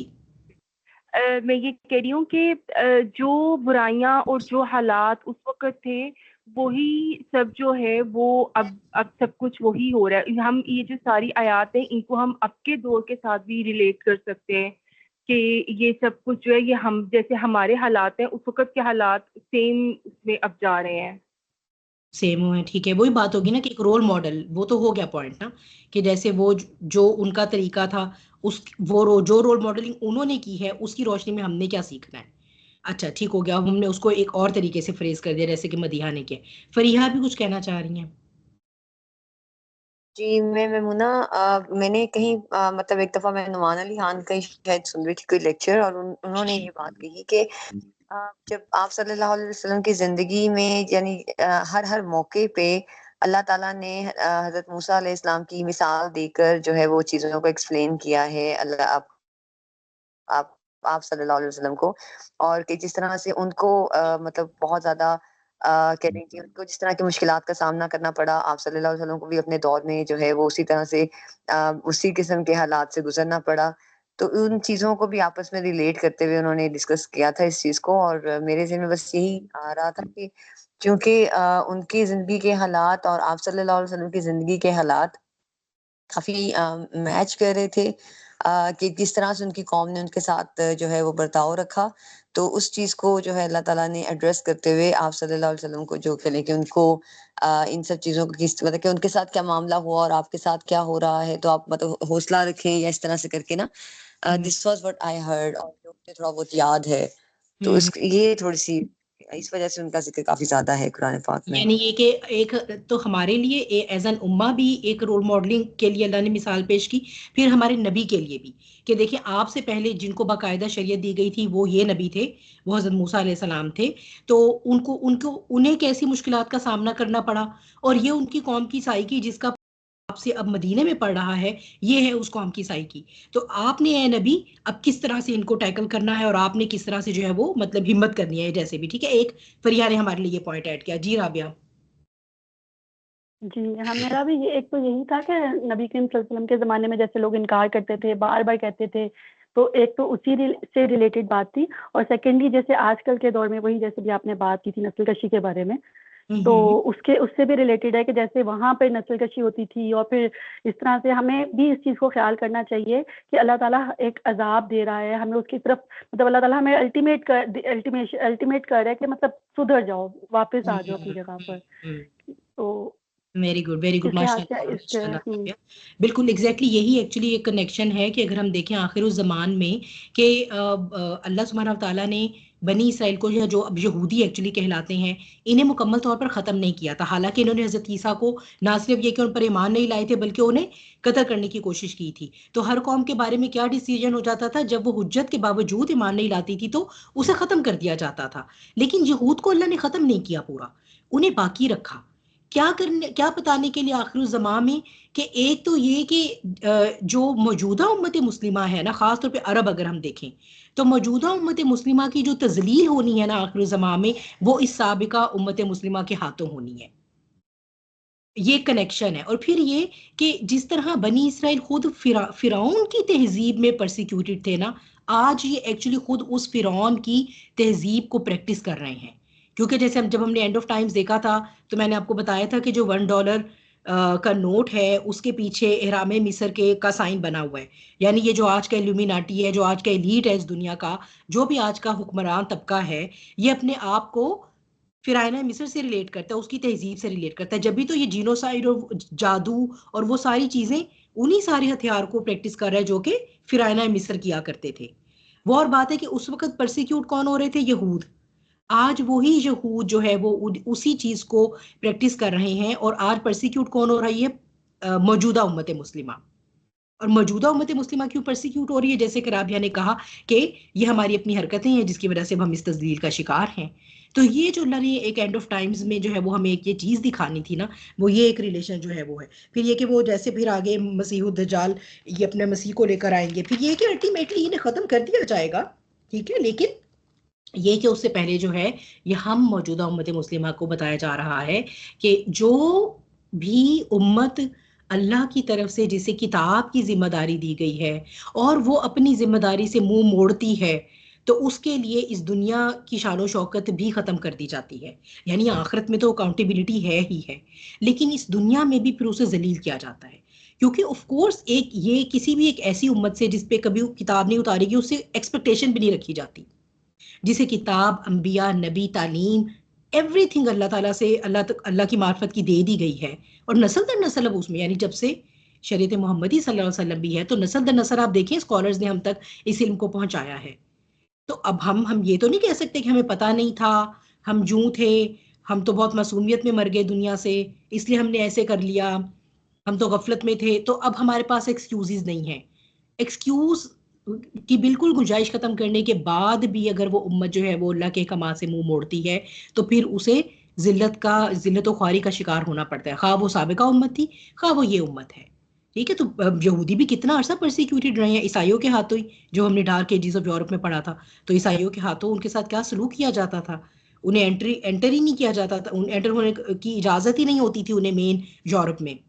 ठीक है, वो तो सबर्ब्स में रहा करते थे। तो बहरहाल वो फिर एक अलहदा तफसील है। तो ये जो है वो इसके साथ था। ठीक है, तो इसमें जो है वो ये आ गया 40 रातों का जो वादा किया अल्लाह ताला ने। तो इसमें हम ये देखते हैं कि सूरह अल अराफ में जो है वो अल्लाह सुब्हानहू व तआला ने एक्चुअली पहले 30 रातों की मियाद मुकर्रर की थी आपके साथ, और फिर जो है वो उसके अंदर 10 रातें पूरी करके उसे जो है वो करके उसे 40 कर दिया गया। और मुफस्सिरीन इसमें कहते हैं, बहरहाल ये कोई इतनी इंपॉर्टेंट बात नहीं है, लेकिन चलें for the sake of knowledge, कि इसमें जो है वो जुल्कादा का पूरा महीना है और 10 रातें जो है वो जुल्हज्जा की हैं। ठीक है, तो बहरहाल ये जो है ये जब उन्हें अल्लाह ताला ने फिरौन से खुलासी दे दी, तो उसके बाद जो है ये 40 रातों का क्यों हुक्म दिया गया। बेसिकली ये एक सॉर्ट ऑफ एक मुराकबा और मुजाहिदा है। अंबिया को जब किताब और शरीयत दी जानी होती है, तो उससे पहले जाहिर सी बात है उनका जो कल्ब है ना, वो रेडी होना चाहिए, क्योंकि ये बहुत भारी जिम्मेदारी होती है। जैसा कि हम देखते हैं कि नबी करीम सल्लल्लाहु अलैहि वसल्लम भी जो है वो वही के उतरने से पहले गारे हिरा जाया करते थे। जब आप अपनी बुलूगत में आए हैं, तो आप ऐसे हो गए थे कि आप बहुत ज़्यादा जैसे महफिलों में जाने की बजाय आप तन्हाई को पसंद किया करते थे। आप इस बात को ज़्यादा पसंद करते थे कि आप गारे हिरा में चले जाएं और वहाँ जाकर जो है वो मुराकबा करें, मुजाहिदा करें, गौर व फिक्र और तदब्बुर करें। क्योंकि तन्हाई में ही इंसान जो है वो अपने कल्ब को अपने रब के साथ जो है वो अटैच कर पाता है। और जब तक वो कल्ब एक लेवल पर उसकी ज़मीन तैयार नहीं हो जाती ना, जरखेज और रकीक नहीं हो जाती, अल्लाह के कलाम की एक्सेप्टेंस नहीं हो सकती। अल्लाह के कलाम को उस तरह वो कल्ब रिसीव नहीं कर सकता। तो क्यों हमारे साथ ऐसा होता है कि अल्लाह के अहकामात, अल्लाह की आयात, उसके अल्फाज सुनने के बावजूद जो है वो हम ऐसे होते हैं कि हमारे दिलों पर कोई असर ही नहीं होता। एट टाइम्स तो होता है कि हम बड़े मूव फील करते हैं, कोई हमने आयत पढ़ ली, कोई किसी के मुंह से सुन ली, लेकिन बहुत दफा ऐसा भी होता है हम स्क्रॉल कर रहे हैं, पढ़ रहे हैं, फेसबुक पे आ रही है कोई पोस्ट आ रही है, इवन हम यूट्यूब पे कुछ सुन भी रहे हैं, लेकिन बस ठीक है, हाँ सुन लिया, नॉलेज बढ़ गया, लेकिन कोई इतनी खास दिल की हालत में तब्दीली नहीं आती। तो ये क्यों है कि वो दिल, वो कल्ब हमारा जो है वो सख्त हो गया है गुनाहों से, और हम उसकी तत्हीर नहीं कर रहे, उसका तस्किया नहीं कर रहे, हम कोई मेडिटेशन नहीं कर रहे, हम तन्हाई में अल्लाह के साथ बैठ नहीं रहे, वक्त नहीं गुजार रहे। तो ये जो एक मुजाहिदा और मुराकबा जो है ये अंबिया को, रसूलों को करवाया गया है, कि ताकि जो एक भारी जिम्मेदारी अब उन्हें दी जानी है, इसके लिए उनके कल्ब तैयार हो जाए, इसके लिए वो तैयार हो जाएं। ठीक है, वो अल्लाह सुब्हानहू व तआला ने फरमाया ना नबी करीम सल्लल्लाहु अलैहि वसल्लम के लिए भी, इन्ना सनुल्की अलैका कौलन सकीला, सकील बहुत ही भारी कौल है जो जल्द ही हम आपको देंगे, इसलिए आप रातों को उठें। सूरह मुजम्मिल की आयत में कि आप रातों को उठें। क्यों कहा गया रातों को उठें, तन्हाई का वक्त, क्योंकि सुबह में तो आपको बहुत से काम है। इन्ना लका फिन नहारी, क्या है आगे, मुझे थोड़ा सा सॉरी भूल गई आया। तो आप जो है वो दिन में तो आपको बहुत से काम हैं, रात में जो है वो आप उठे और अपना जो है ये मुराकबा, मुजाहिदा, तन्हाई का वक्त गुजारें, ताकि कल्ब की जो ज़मीन है वो रकीक हो, वो नरम हो। तो अल्लाह सुब्हानहू व तआला के ये जो अल्फाज हैं, उनका सबसे गहरा मफहूम जो है वो जाहिर सी बात है अंबिया के दिल पे उतरेगा, तो वहाँ से वो उम्मत तक ट्रांसफ़र होगा। ठीक है, तो ये जो 40 रातों का आपको मुराकबा और मुजाहिदा दिया गया, उसके बाद जो है वो जब आप तूर पर तशरीफ़ ले गए, तो फिर क्या हुआ, उनकी जो कौम थी उसने जो है वो दोबारा बछड़े को माबूद बना लिया। यानी अभी इतना बड़ा मौज़ा देख कर आ रहे हैं, क्योंकि फिरौना मिस्र में जो बैल और बछड़ा था ना, उसकी जो है ये परस्तिश, ये बड़ा ही वाइड स्प्रेड कॉन्सेप्ट था। अगर आप देखें ये अभी भी हराम मिस्र आप देखें या फिरौना की तहजीब, तो आप देखें ना बहुत से स्टेचूज होते हैं, कहीं वो शेर का स्टैचू बैठे हुए शेर का बनाया होता है, कहीं पे वो धड़ नीचे इंसान वाला है, ऊपर शक्ल जो है वो किसी और की, किसी जानवर की। तो उन जानवरों में सबसे ज्यादा ये बैल बछड़े की जो है ना ये परस्तिश किया करते थे। अब आप ये देखिए कि बनी इसराइल क्या थे? मुशरिक कौम थे पीछे से, अगर आप ट्रेस करें जल्दी से बताएं। बनी इसराइल मुशरिक थे, मुआहिद थे पीछे से।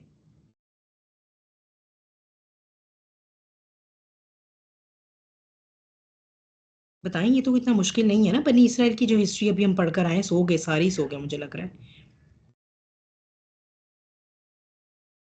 बनी इसराइल तो मिस्र में आके आबाद हुए थे ना, आउटसाइडर थे।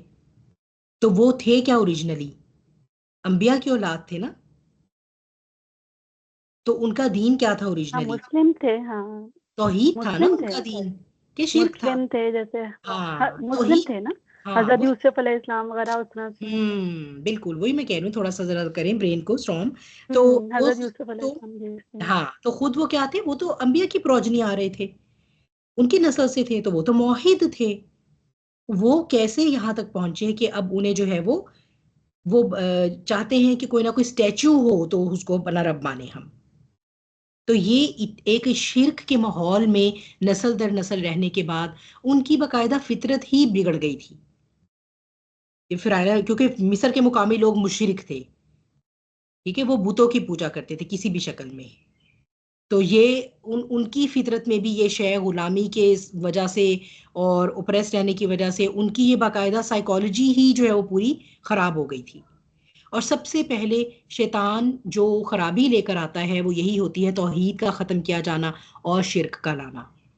चाहे इंसान कहता भी रहे मैं अल्लाह पे रब के तौर पे यकीन रखता हूँ, शैतान को इतना इस बात से कंसर्न नहीं है कि अल्लाह को रब ना माने।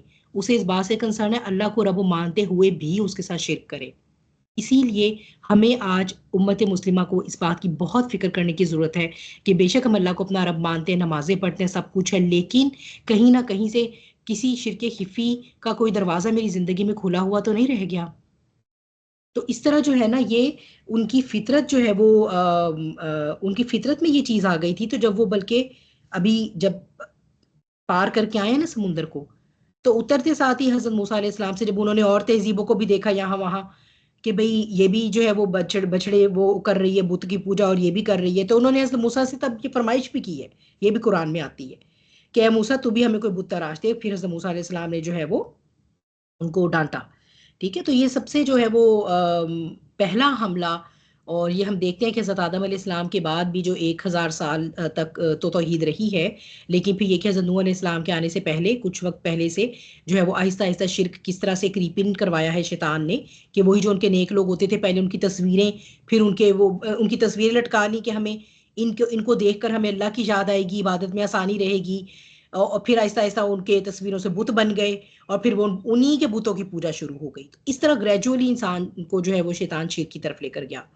तो यही जो है वो उनके साथ भी हुआ कि ये वो अंबिया की थी, ये वो दीन हनीफ की वारिस कौम थी, हजरत इब्राहीम अलैहिस्सलाम की प्रोजनी। वो इब्राहीम अलैहिस्सलाम जो पूरे मुशरिक मुआशरे में वाहिद मुआहिद थे, जिन्होंने वाहिद मुआहिद होते हुए भी तौहीद का दामन नहीं छोड़ा। ये उनकी प्रोजनी का हाल हो गया था कि वो ये कहती थी कि हमें मूसा तू भी कोई बुत तराश दे, कि हमें तो बस आदत है। वो बड़ा प्यारा शेर जो है वो डॉक्टर इसरार ना इस पर कहते हैं, खूगरे उनका अपना नहीं है लेकिन वो ये कोट करते हैं कि खूगरे पीकरे पैकरे महसूस थी इंसान की नजर, मानता फिर कोई अनदेखे खुदा को क्यों कर। कि वो इंसान की फितरत बिगड़ जाती है ना, तो उसको ये होता है कि मेरे सामने जब तक कोई चीज़ फिजिकली नहीं होगी मैं रिलेट ही नहीं कर सकूंगा। क्योंकि गायब में अल्लाह सुब्हानहू तआला के साथ ताल्लुक बनाने के लिए तो वो वंस अगेन वही बात आ जाती है, कल्ब की तत्हीर चाहिए, रूह की लिताफत चाहिए, खुद को गुनाहों से रोकना पड़ेगा, मुजाहिदा करना पड़ेगा, तब वो कनेक्शन स्टेब्लिश होते हैं। तो इस तरह जो है वो उन्होंने क्या किया, खुद पर जुल्म किया। तो ये अल्लाह सुब्हानहू तआला ने जो है वो उनको यहाँ पर एक रियलिटी चेक भी दिया है मदीने के यहूदियों को, जिन्होंने एक अपना बहुत मजहबी तकद्दुस का लिबादा उड़ा हुआ था ना मदीने वालों के सामने। खासतौर पे औस और खिजरत जैसे कबाइल को तो वो बड़ा मुतासिर करते थे, और उन्हें बड़ा लुक डाउन अपॉन करते थे कि हम तो शरीयत के वारिस हैं, हम तो किताबों के वारिस हैं, और तुम जो हो वो अनपढ़, और तुम जो हो वो मुशरिक। तो ये अल्लाह सुब्हानहू तआला ने यहाँ पर उनकी ये बताया है कि ये तुम्हारे वो जो आबाओ अजदाद थे ना, ये उनका हाल था कि अभी उनमें नबी जिंदा थे, अभी अभी जो है वो उनको अल्लाह ताला का ये मौजज़ा देखने को मिला था, इसके बावजूद जो है वो उन्होंने वो शिर्क की तरफ बाउंस बैक हो गए। यानी इतनी ज़्यादा उनकी फितरत में इतना ज़्यादा बिगाड़ था उनकी, जो है ये इस फितरत के अंदर आ गया था कि वो शिर्क की तरफ बाउंस बैक हो गए। और उन्होंने क्या जुल्म किया? शिर्क जो है वो जुल्म अजीम है, ठीक है। जुल्म जो है वो क्यों इसको जुल्म अजीम कहा गया है? क्योंकि ये अदल का जो ऑपोजिट है। अदल क्या होता है? इंसाफ। इंसाफ तो निस्फ निस्फ को कहते हैं ना, आधा आधा बांट देना। अदल की डेफिनेशन जिन्होंने पहले अटेंड की है उनको तो पता होनी चाहिए ना। अब अदल की तो बहुत दफा बात हुई है।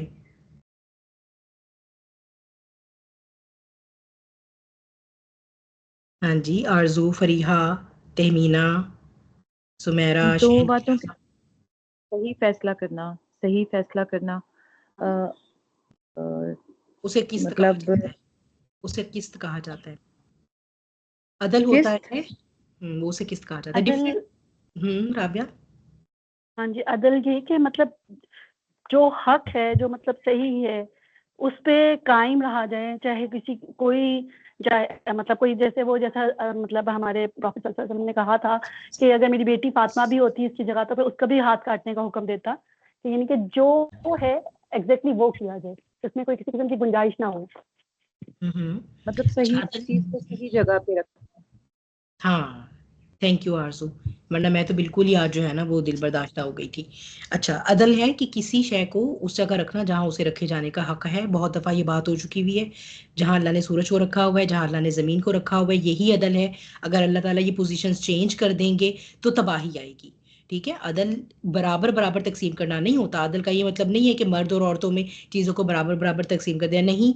जो औरतों के हकूक़ हैं उन्हें वो मिलेंगे, जो मर्दों के हकूक़ हैं उन्हें वो मिलेंगे। हर शय को उसकी प्रॉपर जगह पर रखना जहां वो रखा जाना डिजर्व करती है।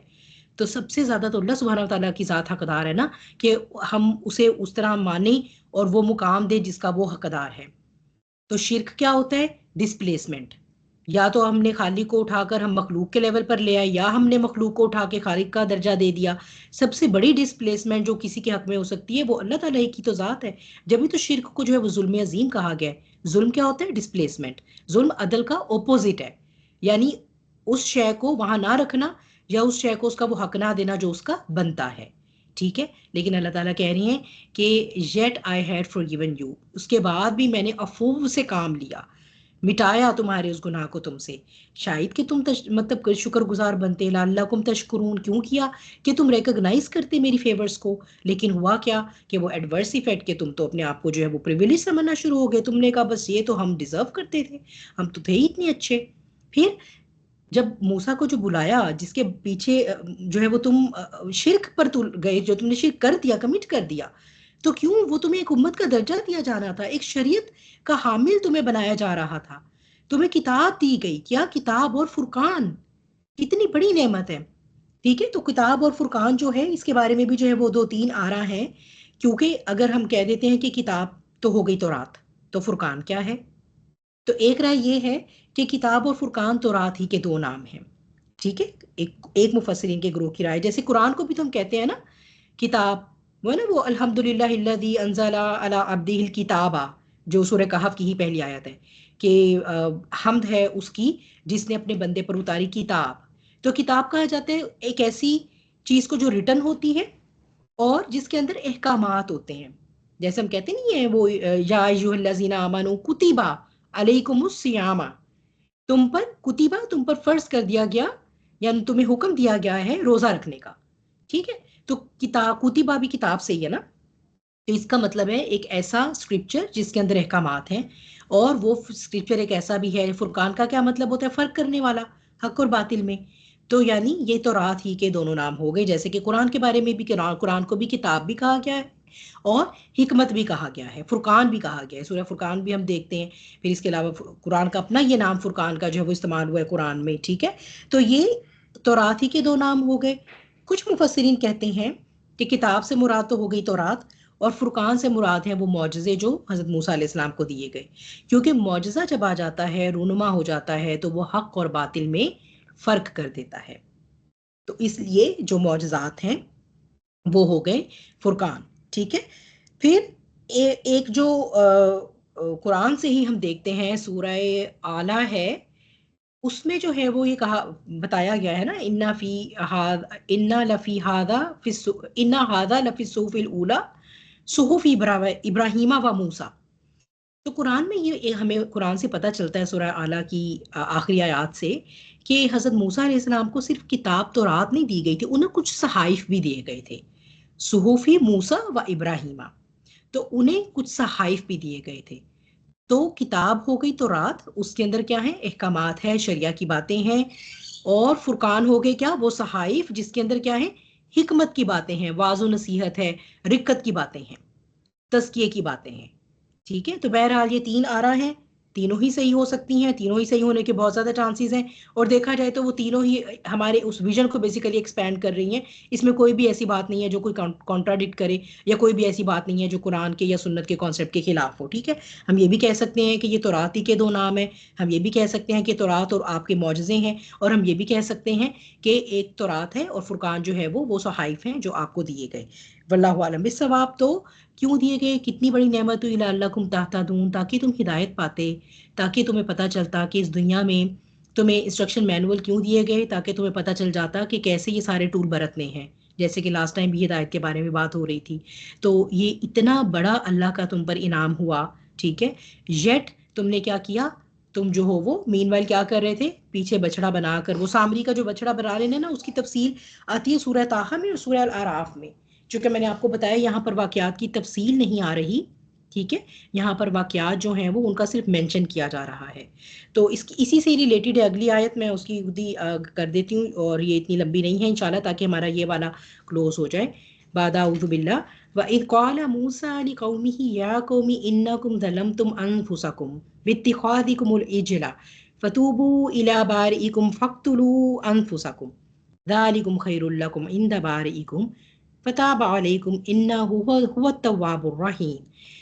और जब मूसा ने अपनी कौम से कहा, ए मेरी कौम, बेशक तुमने अपने आप पर जुल्म किया है बछड़े को बनाकर, लिहाजा अब तुम अपने पैदा करने वाले के हुजूर तौबा करो और तुम अपने आप को कत्ल करो, ये तुम्हारे लिए तुम्हारे पैदा करने वाले के नज़दीक बहुत बेहतर है। फिर अल्लाह ने तुम पर तवज्जो की, बेशक वही बहुत तौबा कबूल करने वाला, निहायत रहम करने वाला है।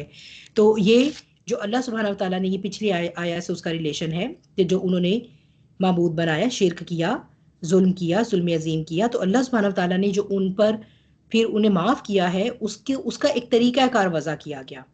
ठीक है, तो इसमें जो है वो जो बात समझने वाली वो ये है कि अपने आप को कत्ल करो। ठीक है, इसका क्या मतलब है, अपने आप को कैसे कत्ल करेंगे वो? माफी मांगे अल्लाह ताला के हुजूर, जो गुनाह किया है, जो शिर्क किया है। तो फिर उसे कत्ल तो ना हुए, क्योंकि यहाँ तो साफ साफ कत्ल आ रहा है। कत्ल का मतलब तो ये होता है कि किसी को मार देना, उस तरह, मतलब जैसे हम मारते हैं, कत्ल करते हैं किसी को। कि आपके जो इनके इंटरनली जो शिर्क और गुनाह की जो कैफियत थी वो खत्म करके तौहीद की तरफ वो अपने आप को रागिब करे, उस किसी चीज को का खत्ता है। कुछ तज़किया, नफ्स को खत्म तज़किया करें, नफ्स को कैसे नफ्स को खत्म खत्म करें, मतलब जो नफ्स गलत चीज की तरफ जा रहा है उस चीज को खत्म किया जाए।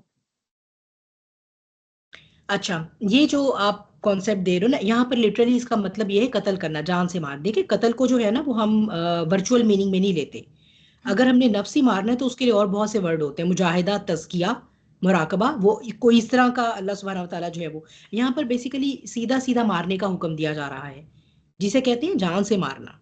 ठीक है, जिसमें आप फिजिकल बॉडी को भी खत्म करते हैं, सिर्फ नफ्स की नहीं हो रही।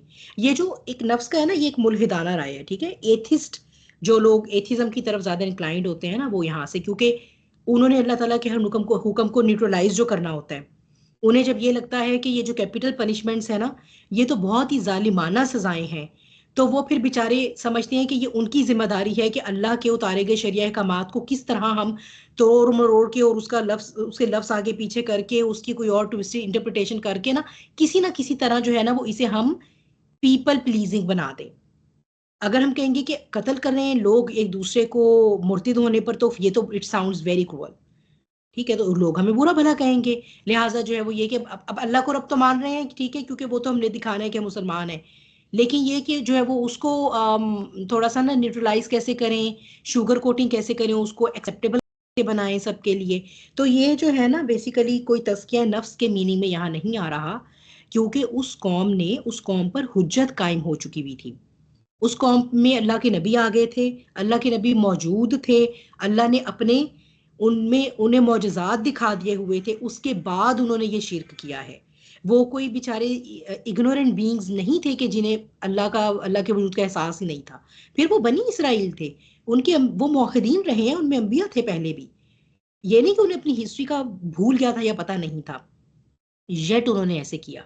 ठीक है, तो इसका ये मतलब है कि ऑर्डर तो यही हुआ है कि ये मारे जाएंगे, ये क्योंकि वो मुर्तिद हुए, ना सिर्फ मुर्तिद हुए, उन्होंने फितना भी क्रिएट किया, उन पर हुज्जत भी तमाम हो गई, वो मुर्तिद हुए यानी फिर गए अल्लाह के दीन से, और उन्होंने फितना क्रिएट किया, बाकायदा बछड़ा बनाया और उसकी परस्ती शुरू कर दी। शिर्क को ना सिर्फ ये कि अपनी जाती, यानी ये नहीं कि वो कोई अकेले अपनी कैपेसिटी में दीन से फिर गए कि चलो हमारा दिल नहीं इंक्लाइंड, अब हम वापस जा रहे हैं शिर्क की तरफ, नहीं, बाकायदा उन्होंने एक पूरे फितने को उस माशरे में जो है वो रवाज दिया, शुरू किया। तो ऐसे मुर्तिद की सज़ा जो है वो शरीयत मूसवी में कत्ल थी और आज भी कत्ल है। शरीयत मोहम्मदी सल्लल्लाहु अलैहि वसल्लम में शरीयत मूसवी की कुछ बातें रिटेन हुई हैं, चूंकि इसकी हुर्मत नहीं आई हमारे पास, क्योंकि हम देखते हैं ना शरीयत मोहम्मदी सल्लल्लाहु अलैहि वसल्लम में अल्लाह ताला ने जो चीज़ें हमारे लिए ईज़ की हैं वो अल्लाह ताला ने मेंशन कर दी हैं, या कुरान में आए हैं कुछ बातें और कुछ अहादीस में आ गई हैं, लेकिन जो चीज़ें नहीं वो चीज़ें कंटिन्यू हुई हैं। तो मुर्तिद की सज़ा जो है, जो कि नबी करीम सल्लल्लाहु अलैहि वसल्लम के ज़माने में इम्प्लीमेंट भी होती रही है, बाद में खुलफा राशिदीन के ज़माने में भी इम्प्लीमेंट होती रही है, वो कत्ल है। लेकिन वो ऐसा नहीं है कि कोई मुर्तिद हुआ तो उसके मोहल्ले वाले उठे और वो उठ के उसको कत्ल कर दें, ऐसा नहीं है। ऑफ कोर्स वो जो है वो इस्लामी रियासत की हुकूमत की जिम्मेदारी है, और काजी जो है वो काजी वक्त फैसला करेगा, और फिर वो भी वो इंसान होगा जो बेसिकली एक फितने को प्रमोट करेगा। ठीक है, तो बहरहाल यहाँ इसका मतलब ये है कि अपने भाइयों को मारो। कौन से भाइयों को? जिन्होंने ये बछड़ा, यानी वो सामरी और वो जो उसके फॉलोअर्स थे, जिन्होंने ये बछड़ा बनाने में उसकी हेल्प की, फिर जिन्होंने उस बछड़े की पूजा की, प्रस्तिश की, उसको अपना रब मानकर, उन सब का कत्ल किया जाएगा। और इसको क्रॉस रेफरेंस करते हैं मुफस्सिरीन सूरह हुजरात में, जिसमें ये कहा गया है कि तुम अपने भाइयों पर ऐब ना लगाओ। बेसिकली वहां पर भी अनफुसाकुम का लफ्ज़ आया है कि अपने आप पर ऐब ना लगाओ। तो अपने आप पर तो ऐब नहीं लगा रहे, उसमें बात ये हो रही है कि तुम अपने भाइयों पर ऐब ना लगाओ। तो यानी इसका ये मतलब ये एक बहुत बलीग अंदाज है, यानी तुमने अपने भाई पर ऐब लगाया मतलब अपने आप को ऐब लगाया। तुमने अपने शिर्क करने वाले भाई को कत्ल किया, मीनिंग वो एक इतना बड़ा काम है, एक इतनी बड़ी जो है वो इतना बड़ा अमल है कि उससे एक तुम्हें यूं उसका एहसास ऐसा होगा कि जैसे वो तुमने एक अपना पार्ट जो है वो खत्म किया है, कत्ल किया है। लेकिन ये करना क्यों जरूरी था? कि वो पार्ट जो है वो रॉटन हो गया था, उसको ऑपरेट करके अलहदा करना जरूरी है, वरना वो पूरे जिस्म में जहर फैला देगा। तो ये जो तुम लोगों के, तो हर कबीले को फिर ये हुक्म दिया गया कि तुम लोगों में से वो लोग जो कि मोहिदीन रहे, तौहीद पर ही रहे, वो उन मुशरिकीन को कत्ल करेंगे, क्योंकि वो ना सिर्फ मुर्तिद हुए बल्कि उन्होंने ये एक पूरा शिर्क का फितना जो है वो खड़ा किया और उसको जो है वो एग्जिबिट किया। लिहाजा अब ये जो मुशरिकीन हैं ये कोई सिर्फ इनोसेंट बीइंग्स नहीं रहे, ये इस माशरे के लिए एक जहर बन गए हैं। अगर इन्हें छोड़ दिया गया तो तुम बनी इसराइल कभी तौहीद की तरफ वापस नहीं आ सकोगे। लिहाजा अब इस पार्ट को ख़त्म करना, यानी जिस्म के इस हिस्से को खुद से ही उतार देना जो है ये ज़रूरी है। तो ये एक बड़ा बलीग अंदाज होता है अल्लाह सुब्हानहू व तआला का, कि ये जब अनफुसकुम की बात आ रही होती है, बेसिकली उसका ये मतलब नहीं कि अपनी जानों को, लेकिन वो जिस चीज़ को ख़त्म किया जा रहा है वो हमारी जानों से इस कदर क्लोजली रिलेटेड है कि उसका ख़त्म होना हम पर बहुत सख्त गिरा गुजरेगा। ठीक है, लेकिन ये ततहीर होना, ये तस्किया होना ज़रूरी बहुत है। फिर देखें ना, ज़ालिकुम खैरुल्लकुम इंदा बारीकुम, ये तुम्हारे लिए तुम्हारे पैदा करने वाले के नज़दीक बहुत बेहतर है। क्यों ये बात क्यों कही जा रही? खाली तस्किया नफ्स होता तो इतनी बड़ी बात नहीं थी, चूंकि पता है कि ये बहुत भारी हुक्म दिया गया है ना उन्हें, तो इसीलिए। लेकिन उन्हें ये रीश्योरेंस दी जा रही है कि एक्चुअली अल्लाह ताला के पॉइंट ऑफ व्यू से देखोगे तो तुम्हें पता चलेगा कि ये तुम्हारे लिए, तुम्हारी ही बेहतरी के लिए है। क्यों? क्योंकि अगर ये तुम में रहे तो ये रोटन अनासिर तुम्हें शिर्क की तरफ ले जाएंगे, और जब तुम शिर्क पर, और अगर तुम शिर्क पर ही इस दुनिया से चले गए तो फिर शिर्क तो माफ नहीं हो सकता वहां जाकर। और उस दिन जो है वो तुम ये ख्वाहिश करोगे कि काश हमने अपने हाथों से तब कत्ल ही कर दिया होता, क्योंकि यही थे जो हमें शिर्क की तरफ लेकर गए। अपनी आकबत तो इन्होंने बर्बाद की, आज इन्हीं की वजह से हम भी जो है वो जहन्नुम की घाटी में पहन के जा रहे हैं। तो वो जो उस दिन तुम रिग्रेट करोगे ना, उस रिग्रेट से बचने के लिए आज तुम्हें पॉइंट आउट कर दिया गया है कि ये हैं वो अनासिर जो जहर फैला रहे हैं इस मुआशरे में, लिहाजा इनका ख़त्म किया जाना जो है वो बहुत ज़रूरी है। तो इनको जो है ना वो ख़त्म करो और कत्ल करो। और फिर इसी तरह हर कबीले में से वो लोग जिन्होंने शिरक नहीं किया था, उन्होंने उन लोगों को फिर कत्ल करना शुरू किया जिन्होंने शिरक किया। और इसी तरह जो है ये हाथ से फितने को रोकना, नहीं अनिल मुनकर करना, उसकी जो है ये एक जो है वो हमें कुरान से जो है वो एक मिसाल भी इसकी दे दी गई है। ठीक है, तो यहीं पर आज हम ख़त्म करते हैं अपना, इंशाल्लाह फिर नेक्स्ट आया से जो है वो कंटिन्यू करेंगे। वाखिरु दावाना अनिल हम्दुलिल्लाहि रब्बिल आलमीन। अऊज़ु बिल्लाहि मिनश शैतानिर रजीम, बिस्मिल्लाहिर रहमानिर रहीम। वल अस्र इन्नल इंसाना लफी खुस्र इल्लल्लज़ीना आमनु व अमिलुस्सॉलिहाति व तवासौ बिल हक़्क़ि व तवासौ बिस्सब्र। जज़ाकुमुल्लाह खैर कसीरन कसीरा।